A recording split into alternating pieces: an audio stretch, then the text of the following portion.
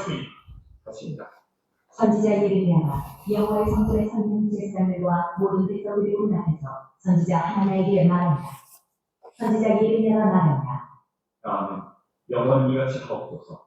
여호와께서 내가 이러한 말대로 이루사 여호와의 성전 기구와 모든 포로를 바벨론에서 이곳으로 들여오시기를 원한다.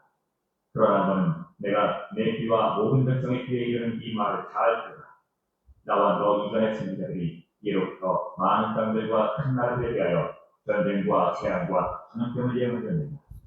평화를 예언하는 선지자는 그 예언자의 말이 끝난 후에야 그가 진실로 여호와께서 보내신 선지자로 인정받게 되리라. 선지자 하나냐가 선지자 예레미야의 목에서 멍에를 빼앗아 꺾고 모든 백성 앞에서 하나냐가 말하여 이르되 여호와께서 이와 같이 말씀하시니 내가 2년 안에 모든 민족의 목에서 바벨론의 왕 느부갓네살의 멍에를 이와 같이 꺾어버리리라 하셨느니라. 하늘 선지자 예레미야가 자기의 길을 간다. 선지자 하나냐가 선지자 예레미야의 목에서 멍에를 꺾어버린 후에 여호와의 말씀이 예레미야에게 임한다. 이르시기를 너는 가서 하나님에게 말하기를 여호와의 말씀에 내가 암멍에들을 꺾었으나 그 대신 쇠멍에들을 만들었느냐. 만군의 여호와 이스라엘의 하나님께서 이와 같이 말씀하십니다. 내가 쇠멍에로 이 모든 나라의 목에 메워 바벨론의 왕 느부갓네살을 섬기게 하였으니 그들이 그를 섬기리라. 내가 그 짐승도 그에게 주었느니라. 선지자 예레미야가 선지자 하나냐에게 이르되 하나님의 들으라. 여호와께서 너를 보내지 아니하셨거늘 내가 이 백성에게 거짓을 믿게 하는도다. 그러므로 여호와께서 이와 같이 말씀하시되 내가 너를 지면에서 제하노니 내가 여호와께 대역한 말을 하였으나 내가 근면에 죽으리라 하셨느니라. 하더니 선지자 하나냐가 그의 7째 딸에 죽었더라. 네, 여기까지 보도록 하겠습니다. 기도하고 수요 사경회를 시작하도록 하겠습니다. 하나님 아버지 은혜와 사랑을 감사드립니다. 하나님 이 무더운 날씨 속에서도 저희들 하나님의 말씀 앞으로 나올 수 있도록 인도하여 주시고 하나님의 귀한 말씀 배울 수 있도록 인도하여 주시니 감사드립니다. 오늘도 성령께서 우리에게 힘 주시고 또 지혜를 허락하여 주셔서 하나님의 귀한 말씀 잘 깨달아 또 우리의 삶 속에서 이 말씀 그대로 적용하고 순종하며 살아계신 하나님을 경험할 수 있도록 인도하여 주옵소서. 감사와 찬양 올려드리오며 예수 그리스도의 이름으로 기도드립니다. 아멘. 우리 찬송가 200장 함께 찬양하겠습니다. 찬송가 200장입니다. 달고 묘한 그 말씀 생명의 말씀은 귀한 그 말씀 진실로 생명의 말씀이 나의 길과 믿음 밝히 보여주니 아름답고 귀한 말씀 생명샘이로다. 아름답고 귀한 말씀 생명샘이로다. 귀한 주님의 말씀은 내 노래 되도다. 모든 사람을 살리는 생명의 말씀을 값도 없이 받아 생명길을 가니 아름답고 귀한 말씀 생명샘이로다. 아름답고 귀한 말씀 생명샘이로다. 널리 울리어 퍼지는 생명의 말씀은 마음의 용서와 평안을 골고루 주나니 다만 예수 말씀 듣고 복을 받네. 아름답고 귀한 말씀 생명샘이로다. 아름답고 귀한 말씀 생명샘이로다. 아멘. 하나님의 말씀 구약성경 예레미야 26장 1절에서 7절까지의 말씀을 보도록 하겠습니다. 예레미야 26장 1절에서 7절까지의 말씀, 구약 1091면, 1092면에 있습니다. 우리 예레미야 26장 1절에서 7절까지의 말씀을 한 절씩 교독하여 읽겠습니다. 유다의 왕 요시야의 아들 여호야김이 다스리기 시작한 때에 여호와께로부터 이 말씀이 임하여 이르시되 여호와께서 말씀하시니라. 너는 여호와의 성전들에서 유다 모든 성읍에서 여호와의 성전에서 예배하는 자에게 내가 내게 명령하여 너에게 한 모든 말을 전하되 한 마디도 금하지 말라. 그들이 듣고 혹시 각각 그 악한 길에서 돌아오리라. 그리하면 내가 그들의 악행으로 말미암아 그들에게 재앙을 내리려 한 뜻을 돌이키리라. 너는 그들에게 이와 같이 이르라. 여호와의 말씀에 너희가 나를 순종하지 아니하며 내가 너희 앞에 둔 내 율법을 행하지 아니하며 내가 너희에게 나의 종 선지자들을 꾸준히 보내 그들의 말을 순종하라고 하였으나 너희는 순종하지 아니하였느니라. 내가 이 성전을 실로같이 되게 하고 이 성을 세계 모든 민족의 저주거리가 되게 하리라 하셨느니라. 함께 봅니다. 예레미야가 여호와의 성전에서 이 말을 하매 제사장들과 선지자들과 모든 백성이 듣더라. 아멘. 예, 우리는 지난 시간까지 지도자들의 죄에 대한 부분을 좀 보았는데요. 예레미야 21장에서 25장까지의 내용을 보았습니다. 지도자들의 이 죄에 대해서 하나님께서 심판의 메시지를 주실 때에 먼저 유다의 왕들에게, 특별히 유다의 왕조들에게 하시는 말씀이었습니다. 그래서 시드기야 왕을 중심으로 하여서 유다 왕의 집 전체에게 주시는 하나님의 징계의 말씀에 대해서 말씀하셨고요. 이어서 하나님께서는 선지자와 제사장들, 거짓 선지자와 헛된 제사장들의 그 죄악된 부분에 대해서 질책하시면서 그들에게 하나님께서 심판하실 것이다 라고 하는 엄중한 말씀을 주셨음을 알 수 있습니다.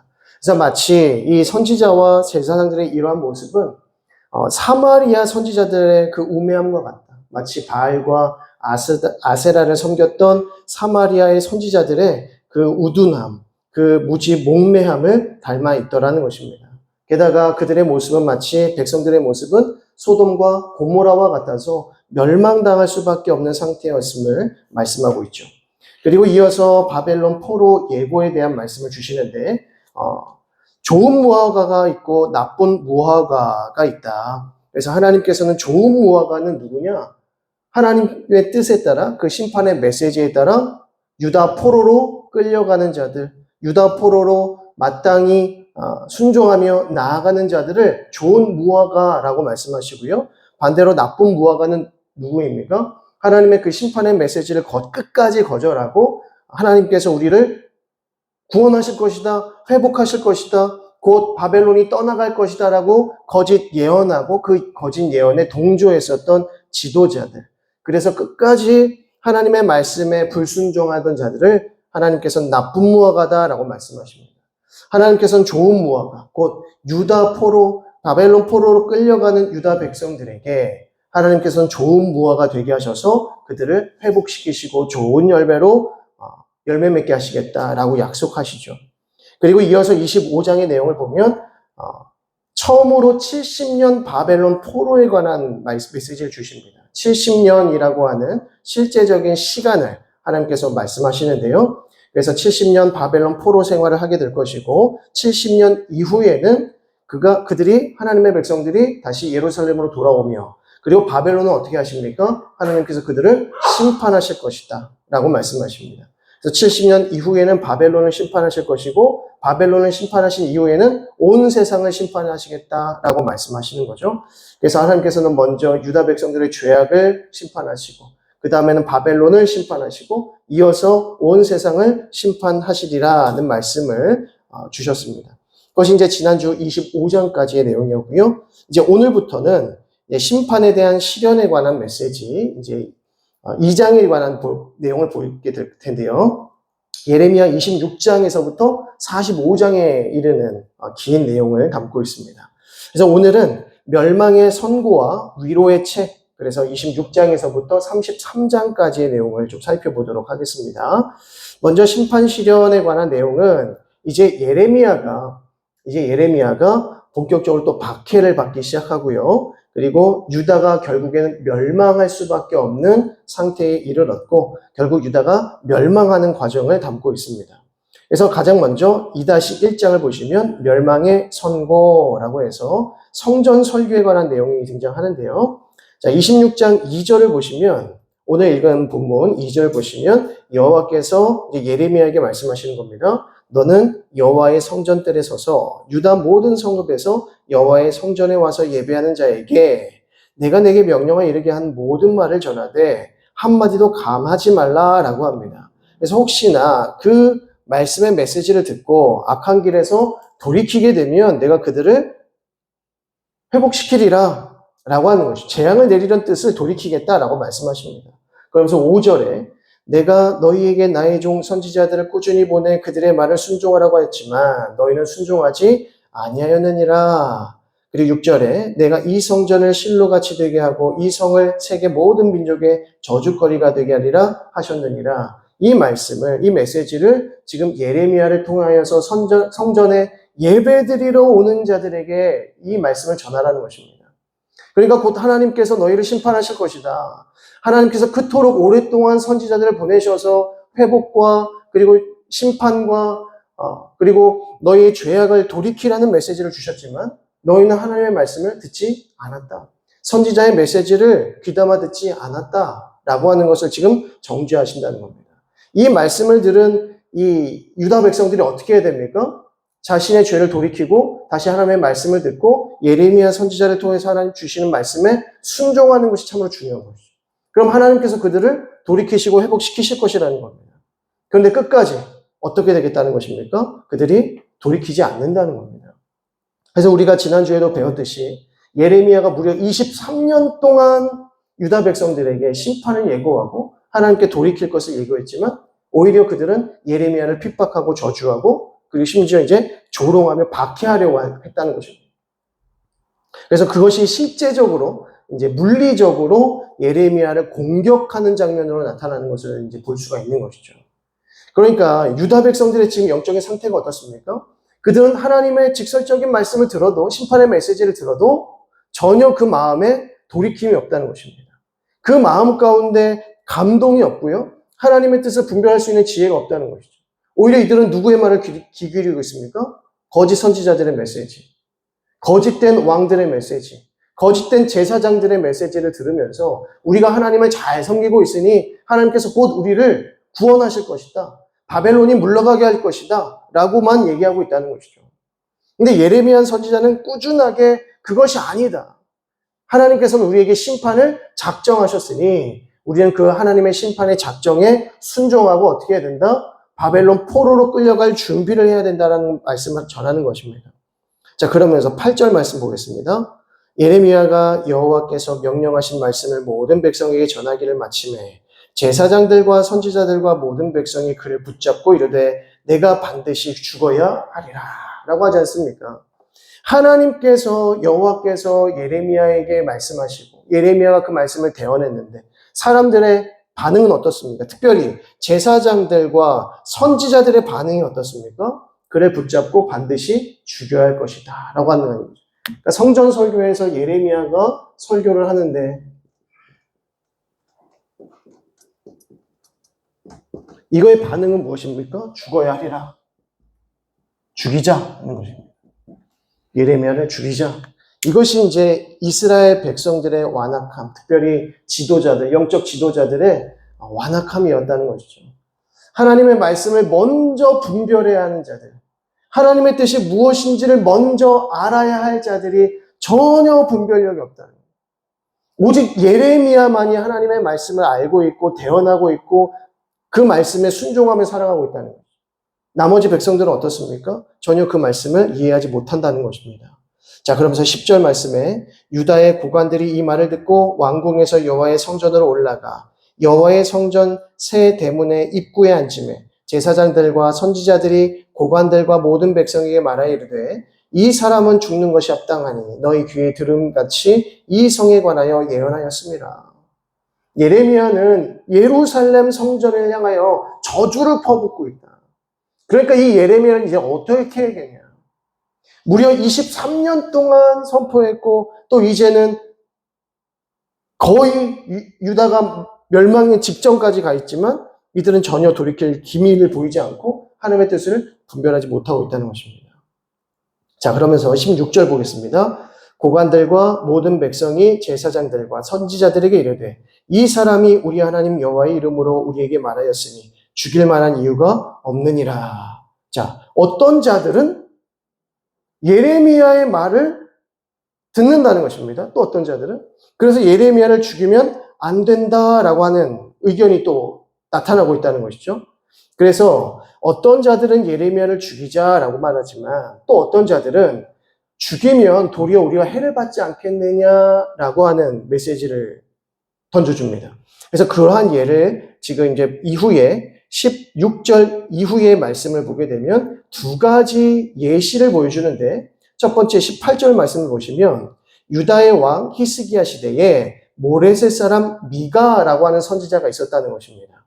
그런데 이 미가 선지자 역시도 히스기야 시대에 아수르에 의해서 큰 공격을 받게 되는 시기가 있었지 않습니까? 그래서 히스기야 왕 역시도 이 아수르 군대로 인하여서 큰 고통을 받고 있었던 시대입니다. 근데 그때에 이 미가 선지자가 히스기야 왕에게 좋은 말을 선포했을까요? 나쁜 말을 선포했을까요? 나쁜 말을 선포합니다. 히스기야 왕이요, 당신이 멸망당할 것입니다. 당신이 이렇게 하다가 큰일 날 것입니다. 심판당할 것입니다. 라고 말씀한다는 거죠. 근데 그때 히스기야 왕이 어떻게 반응했는가? 19절 보겠습니다. 유다의 왕 히스기야와 모든 유다가 그를 죽였느냐? 히스기야가 여호와를 두려워하여 여호와께 간구하며 여호와께서 그들에게 선언한 재앙에 대하여 뜻을 돌이키지 아니하셨느냐? 우리가 이같이 하면 우리의 생명을 스스로 심히 해롭게 하는 것이니라 라고 합니다. 그러니까 어떤 자들이 히스기야 왕 시대에 히스기야가 행했던 그 일을 돌이켜보면서 예레미야를 결코 죽여서는 안 된다. 예레미야를 해하게 되면 우리가 큰 해를 당하게 될 것이다. 도리어. 이렇게 말하는 자들도 있었다는 것이죠. 히스기야가 미가 선지자의 이 저주의 심판의 메시지를 들었을 때, 경고의 메시지를 들었을 때 히스기야가 어떻게 반응했느냐면 하나님을 두려워했다고 합니다. 미가 선지자가 심판의 메시지를 전했을 때 미가 선지자가 너가 지금 무슨 말을 하고 있느냐? 지금 네가 그런 말을 하면 어떡하냐? 이 거룩한 성전이 왜 망하느냐? 하나님의 백성이 왜 멸망당하느냐? 하나님이 우리를 지켜주시는데 라고 말하지 않고 히스기야는 두려워 떨림으로 하나님 앞에 나아갔다는 것입니다. 기도했다는 것이죠. 하나님의 뜻이 무엇인지를 간구하더라는 것입니다. 그러니까 우리가 하나님의 메시지, 특별히 저주의 메시지를 듣고 심판의 메시지를 듣고 경고의 메시지를 들으면 어떻게 됩니까? 이건 하나님의 뜻이 아니야. 우리의 하나님이 이럴 하나님이 아니야. 나를 사랑하시고 나의 하나님 아버지 되시는 분이 나를 왜 혼을 내시고 왜 나를 징계하셔? 아니야. 이거는 잘못된 말씀이야. 라고 내가 스스로 결정짓고 판단할 것이 아니라 뭐 해야 됩니까? 두려운 마음으로 기도의 자리로 나아가야 된다는 거죠. 예레미야가 성전 앞에 서서 모든 고관들과 선지자들과 제사장들과 왕에게 이 저주의 메시지, 심판의 메시지를 전했을 때에 그들은 어떻게 반응해야 됩니까? 두렵고 떨리는 마음으로 기도의 자리로 나아가고 회개의 자리로 나아가야 하는 것이 올바르다는 것입니다. 만약에 예레미야 선지자의 이 메시지가 잘못된 메시지라고 할지라도 하나님 앞에 두려운 마음으로 기도해봐야 되는 것이죠. 그런데 그냥 아니라는 겁니다. 우리 하나님이 그런 하나님이 아니라는 것이죠. 우리는 하나님의 선민이고 백성인데 하나님께서 우리를 그냥 저주의 자리로 내버려 두지 않을 것이라는 겁니다. 자, 그러면서 이 백성들이 또 하나의 예를 드는데 20절입니다. 또 여호와의 이름으로 예언한 사람이 있었는데 곧 기럇 여아림 스마야의 아들 우리야라. 그가 예레미야의 모든 말과 같이 이 성과 이 땅에 경고하여 예언하매 여호야김 왕과 그의 모든 용사와 모든 고관이 그의 말을 듣고서 왕이 그를 죽이려 하매 우리야가 그 말을 듣고 두려워 애굽으로 도망하여 간지라. 여호야김 시대에 우리야라고 하는 선지자 역시도 예레미야가 전파한 그 메시지 그대로 다윗 왕조에 대해서 심판하고 그 다윗 왕조뿐만 아니라 유다 백성들까지도 하나님께서 심판하시려는 메시지를 전했다는 겁니다. 그때 여호야김이 어떻게 합니까? 하나님을 두려워한 것이 아니라 우리아를 죽이려고 했다는 겁니다. 그래서 결국 우리아가 애굽으로 도망쳤지만 어떻게 합니까? 23절 보면 그들이 우리아를 애굽에서 연행하여 여호야김 왕에게로 그를 데려오며 왕이 칼로 그를 죽이고 그의 시체를 평민의 묘지에 던지게 하니라. 선지자 대우를 하지 아니하고 그를 애굽에서 잡아와서 죽였다는 겁니다. 자, 그때 이 24절 말씀에 사반의 아들 아히감의 손이 예레미야를 도와주어 그를 백성의 손에 내어주지 아니하여 죽이지 못하게 하니라고 합니다. 예레미야를 사반의 아들 아히감이 보호해 주었다라고 하는 것이죠. 마치 마틴 루터를 그 얀센 선제후가 보호해 주었던 것처럼 사반의 아들 아히감이 예레미야를 죽이지 못하도록 도와줬다는 겁니다. 이 말인즉슨 어떤 사람은 히스기야의 예를 통해서 미가를 보존했던 메시지를 주었지만 반대로 어떤 사람들은 우리야의 예를 통해서 여호야김은 우리야를 죽였다. 그러니 예레미야를 죽여야 한다. 라고 하는 예를 들었습니다. 어떤 자는 예레미야를 살려야 한다. 어떤 자는 예레미야를 죽여야 된다. 그런데 사반의 아들 아히감이 예레미야를 죽이지 못하게 보호했다. 이것은 무슨 뜻입니까? 사람들이 무엇에 동조했다? 예레미야를 죽이기로 동조했다. 이런 메시지도 있었고 이런 메시지도 있었지만 사람들은 이 메시지를 선택했다는 거예요. 예레미야를 죽이자. 이것이 무엇입니까? 하나님의 뜻을 알지 못하고 분별력을 상실한 인간의 완악한 심령이라는 겁니다.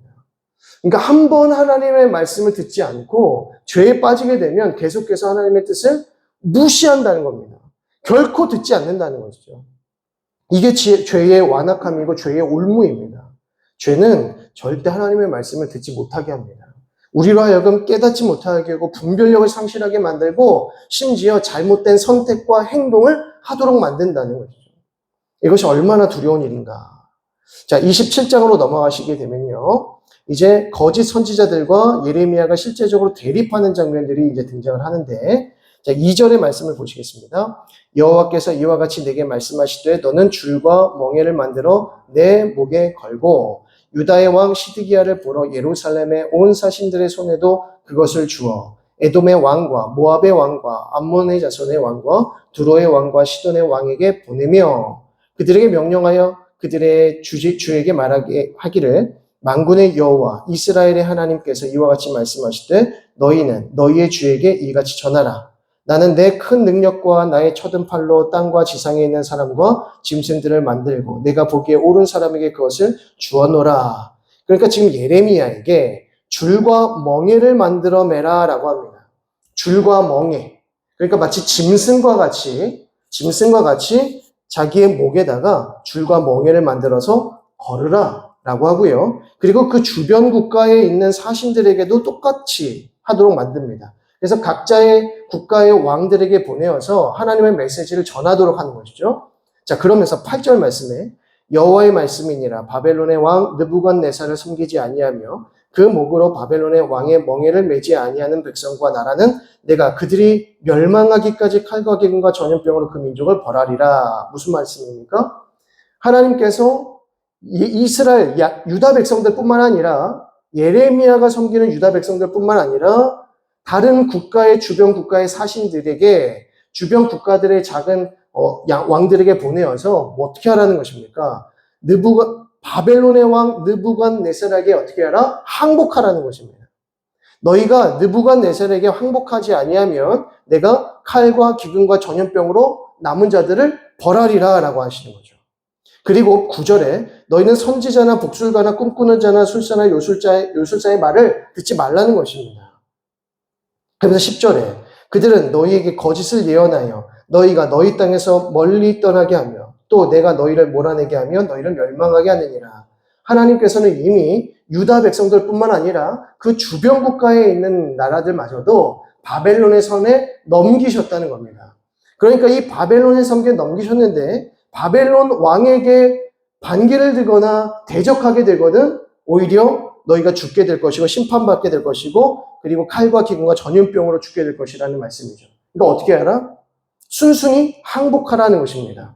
순순히 바벨론을 순종하라는 말씀인 것이죠. 자, 이 말씀을 예레미야와 다른 선지자를 통해서 지금 예고해 주십니다. 자, 그러면서 12절 보시면 내가 이 모든 말씀대로 유다의 왕 시드기야에게 전하여 이르되 왕과 백성은 바벨론 왕의 멍에를 목에 메고 그와 그의 백성을 섬기소서 그리하면 사실이라. 14절 그러므로 당신들은 바벨론의 왕을 섬기게 되지 아니하리라 하는 선지자의 말을 듣지 마소서. 그들은 거짓을 예언함입니다. 그러니까 예레미야 역시도 시드기야 왕에게 가서 목줄을 메고 뭐라고 하는 것입니까? 우리는 이대로 끌려가야 합니다. 시드기야 왕이요, 우리는 바벨론에게 지금 이 상태로 끌려가야 됩니다. 그러지 않으면 더 큰 멸망을 당하고 더 큰 해를 당하게 될 것입니다. 혹시나 그 주변에 당신 옆에서 많은 선지자들이 그것은 거짓말이고 그럴 일이 없다라고 말하면 그것을 믿지 마소서. 하나님께서는 이미 뜻을 정하셨나이다. 라고까지 말하더라는 거죠. 자, 그런데 16절에 내가 또 제사장들과 그 모든 백성에게 전하여 이르되 여호와께서 이와 같이 말씀하시기를 보라. 여호와의 성전의 기구를 이제 바벨론에서 속히 돌려오리라고 너희에게 예언하는 선지자들의 말을 듣지 말라. 이는 그들의 거짓을 예언함이니라 하셨나니. 그러니까 계속해서 예레미야는 거짓 선지자들의 말씀에 주의를 기울이라. 그들의 말을 듣지 말라라고 하는 것을 말씀하고 있는 것이죠. 자, 그런데 이스라엘 백성, 유다 백성들이 그리고 시드기야 왕이 결국 어떤 선택을 내리겠습니까? 예레미야의 말을 듣겠습니까? 거짓 선지자들의 말을 듣겠습니까? 거짓 선지자들의 말을 들을 수밖에 없습니다. 왜 그럴까요? 왜 시드기야 왕과 이 거짓 선지자들과 영적 지도자들과 백성들은 예레미야의 말을 듣지 않고 거짓 선지자들의 말을 들을 수밖에 없을까요? 만약에 그들의 심령 가운데 하나님의 말씀을 듣고 예레미야의 말씀을 들으려고 하는 마음이 있었다면 그들은 심판당하지 않을 것입니다. 그런데 이미 하나님께서는 심판을 작정하셨는데 그 이유가 무엇이냐면 그들의 마음이 완악하기 때문이고 죄악이 관영했기 때문이에요. 죄악이 관영했다는 것은 하나님의 말씀을 도무지 듣지 않는다는 거죠.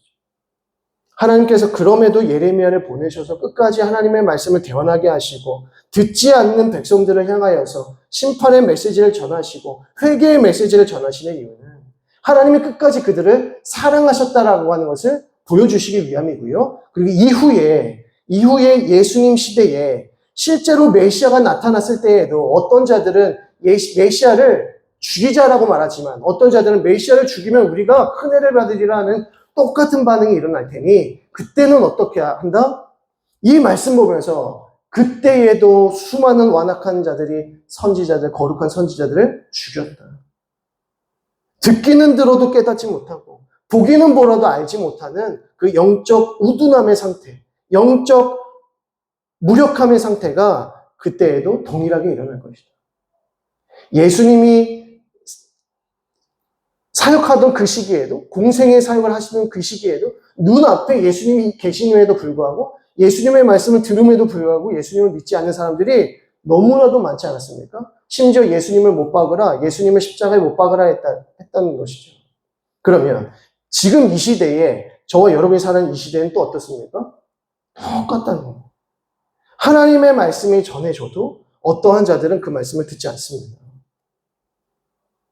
그런데 어떤 자들은 그 말씀에 순종하여서 내가 그 말씀에 순종하지 않으면 해를 받으리라. 내가 하나님의 말씀에 순종하리라 라고 순종하는 자들이 있다는 것입니다. 어떤 자들은 순종하고 어떤 자들은 순종하지 않는다는 거예요. 그러니까 이게 무엇입니까? 이미 하나님의 심판이 시작되었다는 것을 말씀합니다. 그러니까 우리가 하나님의 말씀을 듣고 그 말씀의 은혜를 받고 내가 하나님의 뜻에 따라서 순종할 수 있는 힘을 주시고 또 그 힘을 위해서 기도할 수 있는 것이 얼마나 복이냐 하는 거죠. 이미 저와 여러분들은 하나님의 그 은혜 가운데 살아가는 자들입니다. 심판을 향하여 가는 자들이 아니라 은혜를 향하여 하나님의 나라를 향하여 나아가고 있는 자들이라는 것이죠.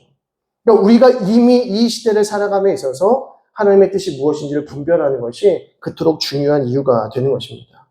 자, 28장의 내용을 보시게 되면 거짓 선지자에 대한 내용이 나타나는데 여기서는 하나냐라는 자가 나타납니다.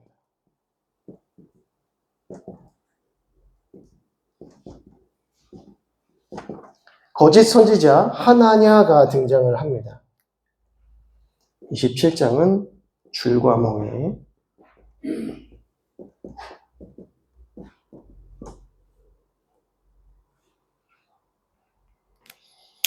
자, 1절 보겠습니다. 그해 곧 유다왕 시드기야가 다스리기 시작한 지 4년 다섯째 달 기브온 아술의 아들 선지자 하나냐가 여호와의 성전에서 제사장들과 모든 백성이 보는 앞에서 내게 말하여 이르되. 자, 지금 우리가 보고 있는 26장에서부터 쭉 보게 되면 왕들이 계속 바뀌고 있다는 것을 보실 수 있습니다. 지금은 시드기야 왕 시대입니다. 그 이전에는 뭐 여호야김의 시대, 또 누구의 시대 이렇게 나오면서 그때 시대 때마다 누가 있었다는 것을 알 수 있습니까? 거짓 선지자들이 있었구나. 지금 28장에서는 하나냐가 등장하게 됩니다. 하나냐. 자, 이 하나냐는 어떤 자들이냐?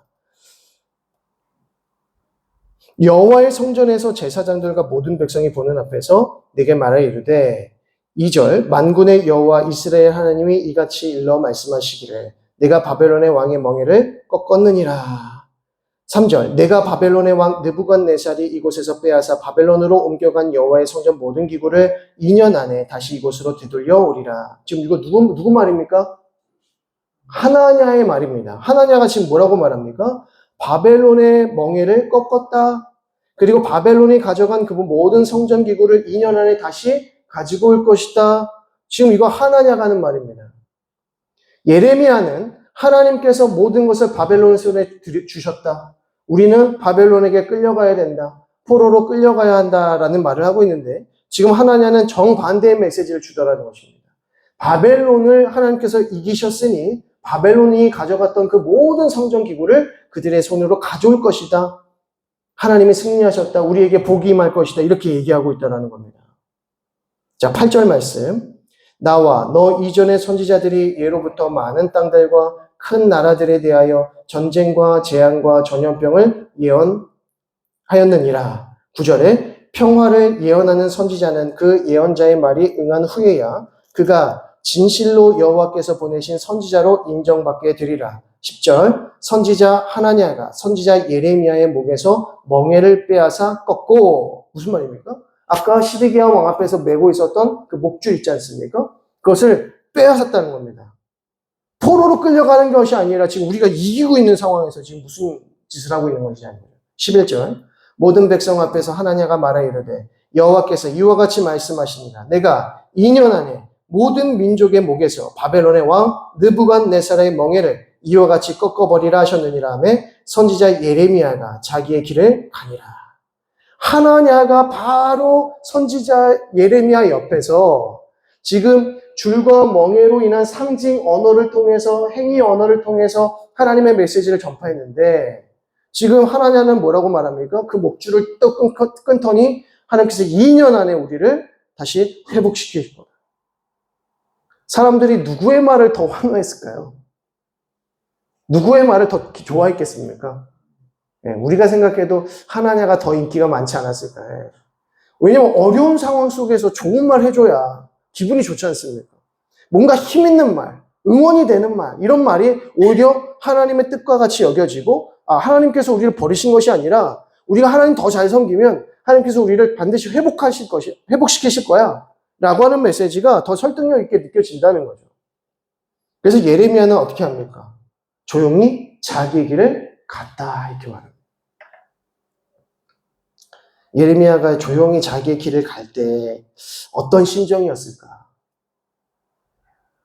23년 동안 계속해서 하나님의 말씀을 전하고 이제는 목줄까지 해가지고 상징 언어를 통해서 이렇게 하는데 옆에 있는 바로 시드기야 옆에서 바로 그 왕의 옆에서 이렇게 백성들을 선동하고 백성들에게 하나님의 반대되는 메시지를 전하는데 백성들은 하나냐의 말에 막 이렇게 뜨거워지니까 예레미야는 조용히 자기 길을 가는 겁니다. 그러니까 어떻게 보면 예수님께서 십자가에 달리실 때도 아무 똑같으실 거예요. 예수님께서 십자가에 달리셨을 때도 아무리 예수 그리스도의 그 은혜, 하나님의 은혜, 하나님의 구원의 은혜를 선포해도 백성들은 누구의 말을 듣습니까? 자기들에게 힘주는 말, 응원해주는 말을 더 듣더라는 것이죠. 그래서 주님께서도 조용히 자기 길을 가신 겁니다. 조용히 그 길을 가셨다는 거죠. 자, 13절에 너는 가서 하나냐에게 말하여 이르기를 여호와의 말씀에 네가 나무 멍에들을 꺾었으나 그 대신 쇠 멍에들을 만들었느니라. 16절에 그러므로 여호와께서 이와 같이 말씀하시되 내가 너를 지면에서 제하리니 내가 여호와께 패역한 말을 하였음이라 내가 금년에 죽으리라 하셨느니라 하더니 선지자 하나냐가 그해 7째 달에 죽었더라 라고 합니다. 누구의 말이 맞습니까? 예레미야의 말이 맞습니다. 예레미야의 말 그대로 하나냐는 죽게 됩니다. 예레미야의 목에서 그 나무 목줄을 뗐는데 그 목에는 뭘 달았습니까? 쇠 목줄을 달았습니다. 죽음의 목줄을 달았습니다. 하나님의 뜻을 거스르는 자들을 하나님께서 그냥 내버려 두시느냐? 절대 그렇게 내버려 두시지 않는다는 것입니다. 반드시 영원한 심판으로 갚으신다. 반드시 하나님께서는 선하고 의로우신 심판으로 갚으신다라고 하는 것입니다. 그래서 우리가 하나님의 말씀을 구별하는 것이 너무나도 중요할 것이고요. 그 말씀에 순종하는 것은 우리에게 너무나도 복된 일이라는 것이죠. 자, 29장으로 넘어가시면 포로들에게 보낸 편지에 대한 메시지입니다. 이제 예레미야가 포로에게 보낸 편지 이렇게 나오는데요. 자, 2절 말씀 보겠습니다. 그때는 여고니아 왕과 왕후와 궁중 내시들과 유다와 예루살렘 고관들과 기능공과 토공들이 예루살렘에서 떠난 후라라고 합니다. 여기서 여고니아가 누구냐면 지난주에 우리가 잠깐 살폈던 여호야긴입니다. 여호야긴은 누구냐면 여호야김의 아들입니다. 그래서 요시야 왕이 있었습니다. 요시야 왕의 아들이 여호아하스였는데 여호아하스의 그 다음 왕이 여호야김입니다. 근데 이 두 사람은 형제지간입니다. 근데 여호야김의 아들인 여호야긴은 잠깐 통치를 했지만 바벨론에 의해서 바벨론이 데려가 버립니다. 그래서 새로 세운 왕이 누구냐면 시드기야 왕인데 시드기야 왕이 누구냐면 여호야김의 동생입니다. 그러니까 여호아하스, 여호야김, 시드기야 이 세 사람은 형제지간이에요. 요시야 왕의 세 아들입니다. 그럼 여호야긴은 시드기야의 조카가 되는 거죠. 근데 이 여호야긴은 어떻게 됩니까? 바벨론으로 먼저 끌려갑니다. 이게 벌써 1차 포로로 잡혀간 거죠. 이미 잡혀간 상태입니다. 그래서 지금 예레미야가 포로들에게 보낸 편지라는 것은 무엇이냐면 여호야긴을 중심으로 한 왕후들과 내시들, 유다와 예루살렘의 고관들, 기능공들, 토공들 이들이 다 먼저 끌려간 상태에서 그들에게 편지를 쓰고 있다는 것이죠. 그러니까 지금 남아있는 자들은 누구이며 포로로 끌려간 자들이 누구인지 분별이 되시죠? 포로로 끌려간 자들은 하나님께서 어떤 나무라고 하셨어요? 좋은 무화과. 근데 지금 남아있는 자들은 어떤 나무들입니까? 나쁜 무화과입니다. 그래서 이미 여호야긴을 중심으로 해서 먼저 1차 포로로 끌려간 사람들 가운데는 다니엘도 있었고 다니엘의 세 친구도 있었어요. 그러니까 이미 영적인 정말 분별력 있는 자들은 이미 다 바벨론으로 끌려간 상태라고 하는 것이죠. 지금 남아있는 상태들은 사람들은 끝까지 하나님의 말씀을 거역하면서 거짓 메시지에 귀 기울이는 사람들이라는 것을 알 수 있습니다. 자, 5절 말씀에 너희는 집을 짓고 거기에 살며 텃밭을 만들고 그 열매를 먹어라. 지금 예레미야는 포로로 끌려간 자들에게 뭐라고 말하냐면 집을 지어라. 거기에서 살아라. 텃밭을 만들어라. 열매를 먹어라. 6절에 아내를 맞이하여 자녀를 낳으며 너희 아들이 아내를 맞이하여 너희 딸이 남편을 맞아 그들로 자녀를 낳게 하고 거기서 번성하고 줄어들지 않게 하고 너희는 내가 사로잡혀가게 한 그 성읍의 평안을 구하고 그를 위하여 여호와께 기도하라. 이는 그 성읍이 평안함으로 너희도 평안할 것이니라. 지금 하나님께서 예레미야를 통하여서 편지를 한 장 붙이는데 포로로 잡혀간 자들에게 이 편지를 붙이십니다. 그 편지의 내용은 무엇이냐면 너희가 거기서 잘 살아라, 평안해라, 결혼을 해라, 자녀를 낳아라, 행복한 가정을 이루라. 그리고 그곳을 위하여 기도하라.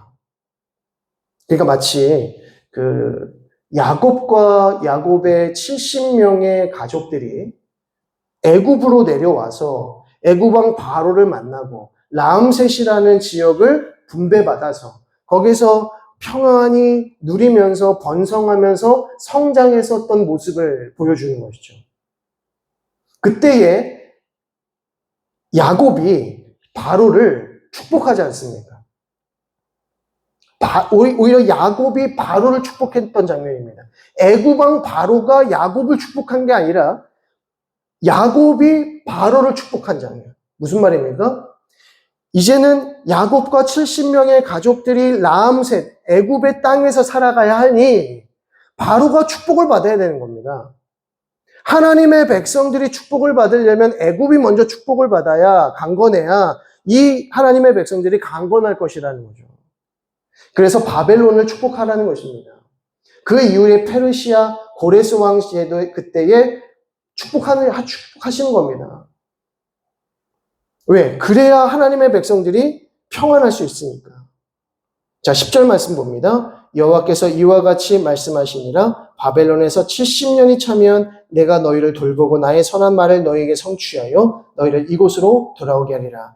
여호와의 말씀이니라. 너희를 향한 나의 생각을 내가 아나니 평안이요 재앙이 아니니라. 너희에게 미래와 희망을 주는 것이니라. 너희가 내게 부르짖으며 내게 와서 기도하면 내가 너희들의 기도를 들을 것이요. 너희가 온 마음으로 나를 구하면 나를 찾을 것이요 나를 만나리라. 자, 여기 이 구절들 다 별표 치세요.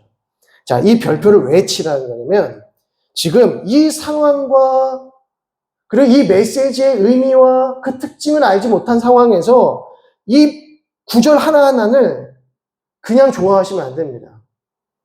이 되게 인기 많은 구절 중에 하나입니다. 이 메시지들이요. 네. 여호와의 말씀이니라. 너희를 향한 나의 생각을 내가 평안이요 재앙이 아니다. 하나님께서는 재앙을 주시려고 하는 분이 아니라 평안을 주시는 분이다. 근데 지금 이 백성들 지금 어디에 있는 백성들이에요? 바벨론 포로로 잡혀가 있는 백성들입니다.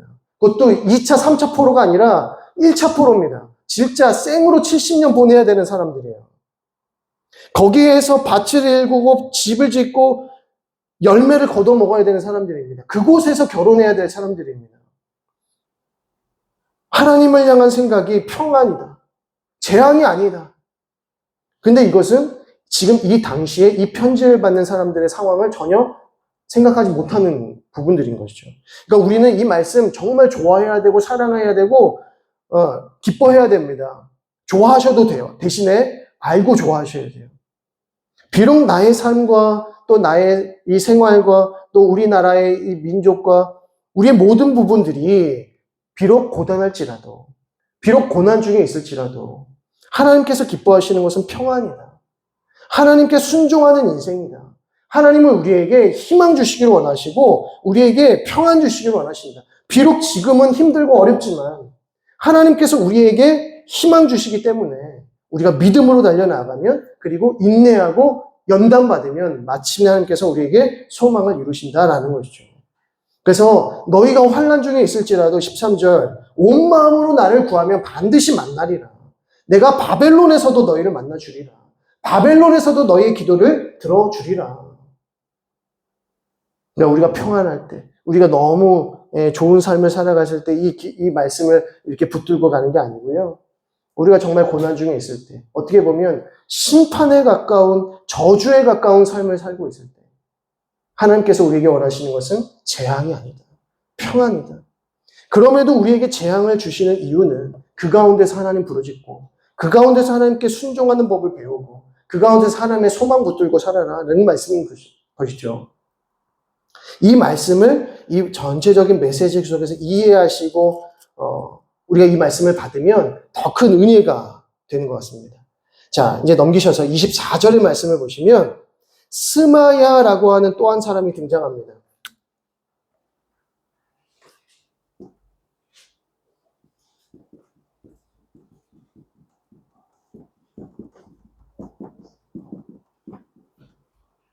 스마야라고 하는 선지자가 등장하는데요. 이 스마야는 또 냄새가 납니다. 거짓 선지자일 거라는 냄새가 다 이렇게 풍기는 것이죠. 자, 24절에 너는 느헬람 사람 스마야에게 이같이 말하여 이르라. 만군의 여호와 이스라엘 하나님께서 이와 같이 말씀하여 이르시되 네가 내 이름으로 예루살렘에 있는 모든 백성과 제사장 마아세야의 아들 스바냐와 모든 제사장에게 글을 보내 이르기를 여호와께서 너를 제사장 여호야다를 대신하여 제사장을 삼아 여호와의 성전 감독자로 세우심은 모든 미친 자와 선지자 노릇을 하는 자들의 목에 씌우는 나무 고랑과 목에 씌우는 쇠고랑을 채우게 하시거늘 이제 네가 어찌하여 너희 중에 선지자 노릇을 하는 아나돗 사람 예레미야를 책망하지 아니하느냐라고 합니다. 자, 이게 무슨 말이냐면 예레미야에게 지금 하나님께서 스마야에게 말하라는 것입니다. 그래서 스마야가 이 백성들에게 특별히 스바냐라고 하는 제사장에게 뭐라고 말하냐면 왜 이게 스마야가 하는 말입니다. 스마야가 스바냐에게 당신은 왜 지금 예레미야를 가만히 내버려 두십니까? 거짓 선지자 노릇하고 있는 예레미야를 왜 가만히 두고 계십니까? 이 얘기를 누가 하는가? 스마야가 지금 하고 있다는 겁니다. 스마야가 지금 스바냐라고 하는 인물에게 왜 당신은 제사장으로서 감독자로서 왜 저 선지자 노릇을 하고 있는 예레미야를 책망하지 않으십니까? 왜 가만히 두십니까? 왜 징계하지 않으시고 형벌하지 않으십니까? 지금 이 얘기입니다. 그러니까 스마야도 누굽니까? 거짓 선지자라고 하는 거죠. 이 거짓 선지자들이 당시의 제사장들이나 영적 지도자들을 계속해서 푸시하고 강권하여서 예레미야와 하나님의 말씀을 대적하고 있다는 것입니다. 자, 그러면서 32절에 그러므로 여호와께서 이와 같이 말씀하시니라 보라 내가 느헬람 사람 스바야와 그의 자손을 벌하리니 그가 나 여호와께 패역한 말을 하였기 때문에 이 백성 중에 살아남을 그의 자손이 하나도 없을 것이라. 내가 내 백성에게 행하려 하는 복된 일을 그가 보지 못하리라 하셨느니라. 이것은 여호와의 말씀이니라. 스마야도 어떻게 됩니까? 저주받는다, 죽는다라는 것이죠. 지금 하나냐도 죽고 스마야도 죽는 상황입니다. 예레미야를 대적하고 있는 거짓 선지자들을 하나님께서 다 치고 계시는 거죠.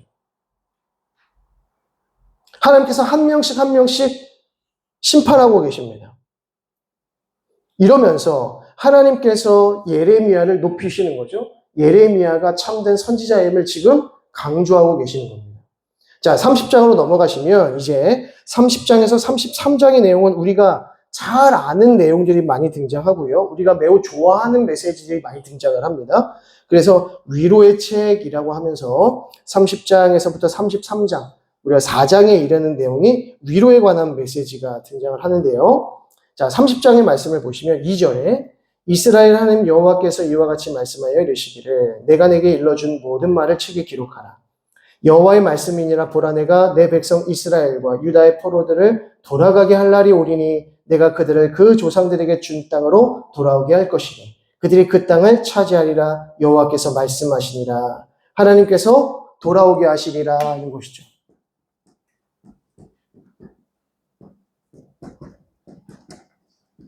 이게 30장 초반절부터 먼저 딱 선언되고 시작합니다. 자, 7절에 슬프다 그날이여 그와 같이 엄청난 날이 없으리라. 그날은 야곱의 환난의 때가 되미로다. 그러나 그가 환난에서 구하여 냄을 얻으리로다.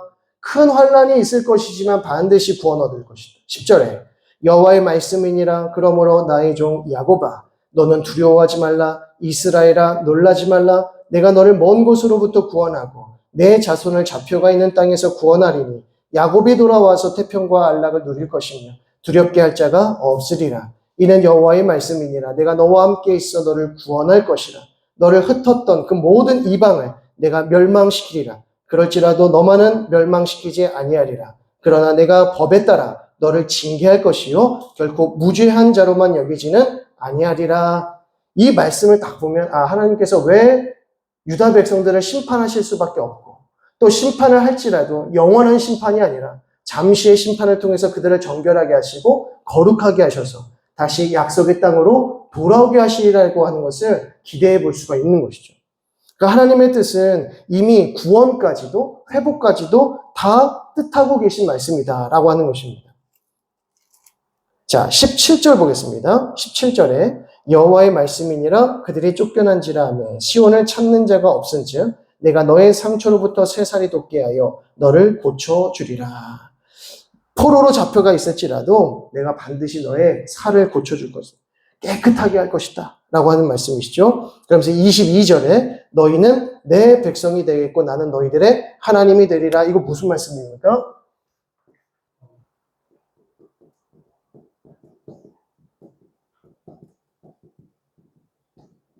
너희는 내 백성.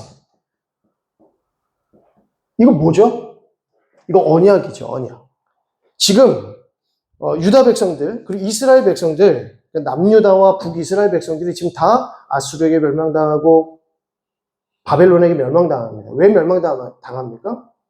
하나님 섬기지 않고 우상 숭배니까. 이 말인즉슨 하나님의 계명을 다 어겼기 때문입니다. 하나님과 맺은 언약을 다 파기한 장본인들이기 때문에 하나님께서 돌이키라 계속 말씀하셔도 돌이키지 않으니까 결국 심판으로 갚으시는 건 아닙니까? 마치 집을 나간 고매를 계속해서 데리고 오지만 또 나가고 또 나가는 그 여인을 향하여서 결국에 하나님께서 심판으로 갚으실 수밖에 없는 그 마음을 이미 말씀해 주시지 않았습니까? 이제는 심판을 받을 수밖에 없는 상황이지만 그럼에도 불구하고 하나님께서 그들에게 이 언약을 새롭게 하실 것이다. 내가 다시 고매를 끝까지 데리고 올 것이다. 이 말씀입니다. 그 고매를 고쳐서 데리고 오리라. 그를 회복시켜서 돌아오리라. 거룩하게 해서 돌아오게 할 것이다라는 메시지를 주고 계시는 겁니다. 그래서 언약적 회복에 대한 메시지인 것이죠. 그래서 하나님께서 혹시 창세기 15장의 말씀을 기억하시는지 모르겠습니다. 창세기 15장을 보면 어떤 메시지 등장하죠? 횃불 언약이 등장합니다. 횃불 언약. 아브라함과 하나님께서 언약을 맺으실 때 하나님께서 아브라함을 통하여서 하나님의 백성을 세우시겠다 약속하셨어요. 하나님의 나라를 세우시겠다 약속하셨어요. 그 언약을 맺을 때 네가 나에게 순종하면 나는 너에게 복을 주고 너는 내 백성 될 것이다. 나는 너희의 하나님 될 것이다. 이 메시지 주셨어요. 그때에 이제 언약식을 맺을 때 짐승들을 반으로 쪼개서 길을 냈습니다. 막 핏빛이 가득한 장소가 됐겠죠. 근데 그곳을 어떻게 합니까? 하나님이 횃불로 나타나셔요.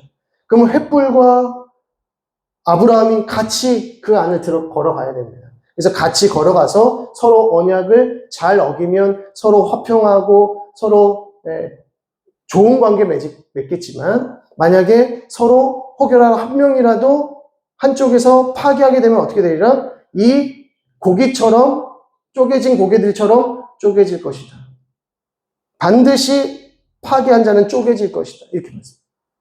근데 아브라함은 지나갔습니까? 안 지나갔습니까?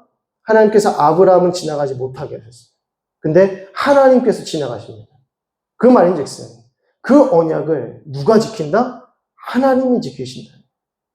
아브라함이 하나님과 언약 맺은다고 거기 지나갔으면 어떻게 됐습니까? 이제 소망이 없는 겁니다. 하나님께서는 아브라함은 그 자리에 있게 하시고 하나님만 걸어가셨어요. 내가 반드시 이 언약을 내가 지키리라. 지금 무슨 말씀이죠? 너희는 내 백성들이야. 하나님께서 지금 그 언약 기억하시고 그 언약대로 내가 너희와 그 언약을 다시 회복할 것이다. 그래서 새 언약에 대한 메시지를 주시는 겁니다. 지금 새 언약의 메시지를 주시는데 그 부분을 잠시 후에 보겠고요. 자, 31장으로 넘어가시면 여호와의 말씀이니라 그때에 내가 이스라엘 모든 종족의 하나님이 되고 그들은 내 백성이 되고 다시 한번 언약적 선언을 하시죠. 그때가 되면 너희는 내 백성 되고 나는 너희의 하나님 되리라. 자, 3절 봅니다. 옛적에 여호와께서 나에게 나타나사 내가 영원한 사랑으로 너를 사랑하기에 인자함으로 너희를 이끌었다 하노라. 처녀 이스라엘아 내가 다시 너를 세우리니 내가 세움을 입을 것이요 내가 다시 소고를 들고 즐거워하는 자들과 함께 춤추며 나오리라 라고 합니다. 지금 하나님께서 옛적에 영원한 사랑으로 너를 사랑하고 영원한 인자함으로 너를 이끌어내었다라고 말씀하십니다. 이 말인즉슨 하나님의 영원한 사랑, 곧 헤세드의 사랑으로서 너희와의 그 언약을 내가 지켰다 이 말씀이에요. 그러니까 하나님께서 하나님의 이 언약을 맺으실 때에 어떠한 방편으로 이 언약을 성취하시느냐 하면 헤세드 사랑으로 하십니다. 그러니까 언약적 사랑이 헤세드 사랑이에요. 왜 하나님의 사랑을 무조건적 사랑, 은혜로운 사랑, 인자한 사랑, 긍휼이 충만한 사랑이라고 말하냐면 하나님은 하나님이 맺으신 그 언약을 지키시기 위하여 이 헤세드의 사랑 아니고서는 그 언약을 지키실 수 없는 것이죠. 우리 인간적인 사랑, 이 세속적인 사랑으로 하나님의 이 언약을 지킬 수 있겠습니까? 아브라함이 왜 그 길을 걷지 못했을까요? 아브라함은 헤세드 언약을 모릅니다. 헤세드 사랑을 모릅니다. 헤세드를 모릅니다. 우리 인간은 헤세드를 몰라요. 세속적이고 인간적이고 계산적이고 조건적 사랑만 할 수 있기 때문에 그 쪼개진 거기서를 넘어가면 반드시 쪼개진다는 것이죠. 근데 하나님은 그 길을 걸어가십니다. 왜냐하면 헤세드 사랑으로 이 언약을 지키시기 때문입니다. 그래서 지금 이 3절과 4절은 뭐냐면 다시 헤세드 사랑을 반추하시는 거예요. 31장 1절에서는 언약을 상기시키시고 3절과 4절은 그 언약을 이루시는 헤세드 사랑을 보여주십니다. 그래서 하나님께서 이 새 언약을 다시 지키시기 위하여 새로운 그 헤세드의 사랑에 대해서 말씀하신다는 거죠. 자, 7절 봅니다. 여호와께서 이와 같이 말씀하시니라 너희는 여러 민족의 앞에서 야곱을 위하여 기뻐 외치라. 너희는 전파하며 찬양하며 말하라. 여호와여 주의 백성 이스라엘의 남은 자를 구원하소서 하라라고 합니다. 지금 이 30장부터 완전히 1장부터 29장까지 흘러왔던 모든 뉘앙스 그리고 어떤 분위기 이것들이 다 반전되고 있습니다. 하나님께서는 그 이전까지 예레미야에게 뭐라고 하면 눈물 주시고 탄식을 주시고 슬퍼하게 하시고 슬픔에 기도하게 하셨어요. 그리고 이스라엘 향하여 유다를 향하여서 뭐 하지 마라? 기도하지 말라고 하셨어요. 이들을 위해서 중보하지 말라고 하셨어요. 왜 그러시죠? 이미 심판할 거기 때문에 예레미야야 중보하지 말아라, 기도하지 말아라, 간구하지 말아라 이렇게 말씀하셨어요. 그리고 예레미야는 계속해서 탄식하며 눈물 흘리면서 이 하나님의 메시지를 전파했습니다. 23년이 넘는 시간 동안. 근데 갑자기 30장에서 뭐라고 말씀해요? 31장에서 뭐라고 하십니까? 기뻐하여 외치라. 전파하며 찬양하라. 남은 자를 위하여 구원하소서 하라. 이제 마음껏 찬양하고 기뻐하고 감사하고 기도하라는 겁니다. 왜 그렇습니까? 하나님께서 언약을 기억하시고 그 언약을 헤세드 사랑으로 이룰 것이기 때문에 반드시 그 언약이 이루어질 테니 너희는 무엇해라? 기뻐해라, 전파해라, 찬양해라, 감사해라, 기도해라. 그러니까 우리가 찬양하고 예배하고 하나님께 감사하고 기도할 수 있는 그 모든 이유가 무엇 때문입니까? 하나님의 헤세드 사랑이 기원하고 있다는 겁니다. 하나님이 우리를 사랑하지 아니하시면 우리는 예배할 수 없고 하나님 앞에 감사할 수 없고 기뻐할 수 없고 기도할 수 없어요. 제가 북한 나온 거 뭐였죠? 최근에 그 영화? 네? 신의 악당. 신의 악당 보면서 가장 감명 깊었던 부분 중에 하나가 그런 부분이었습니다. 이 사람들은 얼마나 찬양하고 싶을까? 얼마나 기도하고 싶을까? 그죠? 그러니까 아무도 없는 허허벌판 속에서 눈밖에 안 보이는 곳에서 차 한 대, 트럭 한 대 딱 세워놓고 거기서 뭐하니? 찬양하더라는 겁니다. 얼마나 찬양하고 싶고, 얼마나 기도하고 싶고, 얼마나 예배드리고 싶으면 아무도 없는 그곳에서. 근데 혹여나 그마저도 누가 들을까봐 두려워하는 상황. 그런 상황 속에서 우리가 매주마다 하나님 앞에 예배하고 찬양하고 기도하고 하는 것을 너무나도 당연스럽게 여기고 오히려 그것을 지루해하고 힘겨워하고 했었던 것이 너무나도 부끄럽게 느껴지는 거예요. 그래서 정말 저렇게 하나님을 예배하기를 원하고 기뻐하기를 원하고 찬양하기를 원하는 사람들과 함께 예배하고 찬양하고 기뻐하는 것이 얼마나 복될까라는 생각을 이렇게 하게 되면서 이렇게 마음에 이렇게 전율이 오더라는 것이죠. 그러니까 하나님이 사랑하시지 아니하고 하나님께서 복 주시지 아니하면 우리가 하나님을 예배할 수가 없는 겁니다. 그래서 예배는 하나님의 섬기심이 먼저입니다. 하나님이 먼저 그 헤세드 사랑으로 우리를 섬기실 때 우리는 기도할 수 있고 찬양할 수 있고 예배할 수 있고 하나님 앞에 간절하게 나아갈 수가 있다는 것이죠. 그래서 이것이 참 은혜다. 우리가 예배할 수 있음이 은혜고 기도할 수 있음이 은혜다. 그래서 많이 기도하시기 바랍니다. 많이 찬양하시길 바라고요. 예배할 때 힘이 나실 수 있길 바랍니다.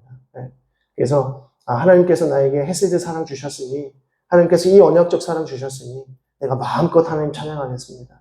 내가 주님 부르실 그날까지 정말 마음껏 찬양하고 마음껏 예배하고 마음껏 감사하고 마음껏 하나님께 드리고 마음껏 하나님 앞에 간구하며 살겠습니다. 이것이 우리의 고백이 되어야 될 줄로 믿습니다. 기도하겠습니다. 하나님 아버지의 은혜와 사랑을 감사드립니다. 오늘도 저희들 사랑하시고 귀한 예레미야의 말씀을 통하여서 다시금 하나님의 사랑이 얼마나 크고 놀라운지 깨닫게 해주시니 감사드립니다. 한편으로 우리의 인간의 죄악이 또 얼마나 완악하고 또 얼마나 저주스러운지 다시 한번 깨달을 수 있도록 인도하여 주시고 늘 겸손한 마음 가지고 주님의 그 헤세드의 사랑만을 의지하며 믿음으로 달려나아갈 수 있도록 인도하여 주옵소서. 무엇보다 말씀 앞으로 나아갈 수 있음이 우리의 그 감사의 기도의 제목이며 하나님 앞에 예배할 수 있음이 찬양할 수 있음이 기도할 수 있음이 우리에게 놀라운 특권이자 복인 줄로 깨닫고 이 귀한 것들 잘 누리며 살아갈 수 있는 우리 모두가 되어질 수 있도록 인도하여 주옵소서. 가는 발걸음도 지켜주시고 우리가 다시금 만날 그날까지 또 하나님 건강으로 지켜주시길 간절히 소망하오며 예수 그리스도의 이름으로 기도드립니다. 아멘. 하늘에 계신 우리 아버지여 이름이 거룩히 여김을 받으시오며 나라의 임하옵시며 뜻이 하늘에서 이룬 것 같이 땅에서도 이루어지이다. 오늘날 우리에게 일용할 양식을 주옵시고 우리가 우리에게 죄 지은 자를 사하여 준 것 같이 우리 죄를 사하여 주옵시고 우리를 시험에 들게 하지 마옵시고 다만 악에서 구하옵소서. 대개 나라와 권세와 영광이 아버지께 영원히 있사옵나이다. 아멘. 우리 옆에 팬들에게 수고하셨습니다. 감사합니다. 피곤하신 중에 고생하셨습니다.